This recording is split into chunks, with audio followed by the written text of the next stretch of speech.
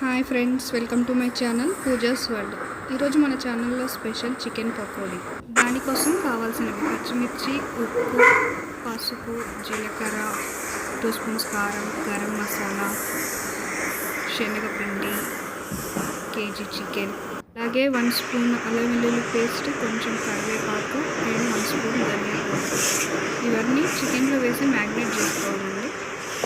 Magnet చేసుకొని ఒక 1 hour deep ఫ్రిడ్జ్లో పెట్టేసుకోవాలి. మ్యాగ్నేట్ అయితేనే చికెన్ పకోడీ చాలా బాగుంటుంది. అందులో ఒకటి వర్షం పడుతుంది కదా, వేడి వేడి చికెన్ పకోడీ తింటే చాలా బాగుంటుంది. సో మాకు తినాలనిపించింది కాబట్టి చేస్తున్నాను. అండ్ మీరు కూడా చికెన్ పకోడీ ట్రై చేసి ఎలా ఉందో కామెంట్ బాక్స్లో నాకు మెన్షన్ చేయండి. అండ్ 1 ఎగ్ కూడా కలుపుకోవాలి. మ్యాగ్నేట్ చేసే ముందు నేను ముందుగా చూపించలేదు.